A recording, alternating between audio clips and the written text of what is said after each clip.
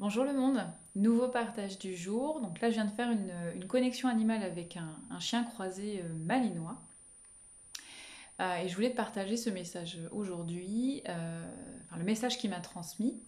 Donc le malinois, on le sait, hein, ce sont des chiens dynamiques, qui aiment l'action, qui aiment jouer. Ce sont des chiens de travail qui ont besoin d'avoir des objectifs, d'avoir une mission. Enfin voilà, ce sont des chiens dynamiques vraiment. Et ce que ce chien m'a transmis aujourd'hui, en fait, c'est que euh, on a encore trop tendance pour cette race de chien-là. Donc, on a encore trop tendance déjà à se dire c'est telle race, donc c'est forcément ça, ça et ça, et donc à le mettre dans une case par rapport à son tempérament et tout ça. Alors, ça ne veut pas dire que ça n'est pas une réalité, mais ça n'est pas que ça, hein. L'animal, il est à prendre en compte dans sa globalité et pas juste par rapport à sa race. Donc ce qui m'expliquait, c'est qu'en fait, on a tendance à porter notre focus, notre attention là-dessus, et donc à adapter les activités en fonction de ce point-là. Les activités, les exercices, hein, tout ce qu'on va pouvoir mettre en place au niveau éducation, enfin tout ce qu'un éducateur canin va pouvoir mettre en place. Et il y a malheureusement une sphère qui n'est pas toujours prise en compte. C'est en fait ce chien, ce qu'il explique, c'est qu'il y a un besoin de stimulation, mais qui ne s'arrête pas uniquement à des exercices, à du jeu, à lui apprendre de nouvelles choses, à voilà.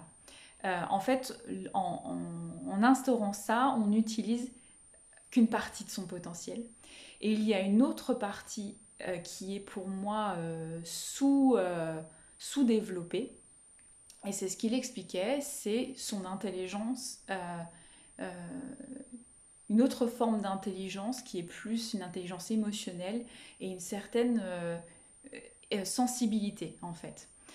C'est un peu comme si derrière le mot, derrière la notion de je vais développer son intelligence, et ben on s'arrêtait trop à se dire je vais mettre en place des exercices, je vais lui donner des ordres, je vais faire ci, je vais faire ça, je vais l'emmener nager, je vais l'emmener courir, et en fait on ne se cantonne qu'à ça et on pense que ses besoins ils ne se répertorient que là-dedans, alors qu'il y a une autre sphère qui est vraiment liée plus à la conscience animale, et qu'il y a d'autres besoins qui sont plus en lien avec des besoins émotionnels, des besoins...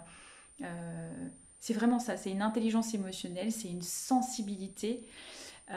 Et ce chien-là, ce qu'il a exprimé en fait, c'est que ce qu'il adorait particulièrement, c'est la stimulation que lui proposait son maître au travers d'une activité qui était la lecture. Le fait d'entendre l'intonation de son maître quand il lui lisait un texte, quand il lui racontait quelque chose, enfin voilà, ça venait le stimuler aussi d'une autre manière. Donc souvent on va parler de stimulation physique, on va aussi parler de stimulation cérébrale, hein, psychologique, enfin voilà, où on va pouvoir recommander des choses comme des tapis de fouille ou des balles où on va aller cacher de la nourriture, des choses comme ça, et où ça va travailler et physiquement et mentalement pour le chien, hein, ça va l'épuiser voilà, sur ces deux champs-là. Mais on n'a pas conscience euh, que ces formes-là d'activité qui servent aussi à créer du lien, à renforcer le lien avec son animal, à créer un moment d'intimité, un réel échange avec lui, et ben en fait ça vient aussi nourrir l'aspect cérébral et la sensibilité de l'animal à notre monde, à la beauté de notre monde en fait. Voilà. Et ça, on n'en a pas suffisamment conscience. Et ça n'est pas l'histoire de... je vous dis pas de raconter des histoires à votre chien comme vous faites, comme vous racontez des histoires à votre enfant, hein, on va pas aller sur ça. Je ne vous dis pas non plus que vous allez pouvoir avoir un échange ou une conversation avec un chien comme vous allez pouvoir avoir avec un humain. C'est juste que ayez conscience qu'au travers d'actes simples, comme par exemple la lecture, ou le simple fait de, euh,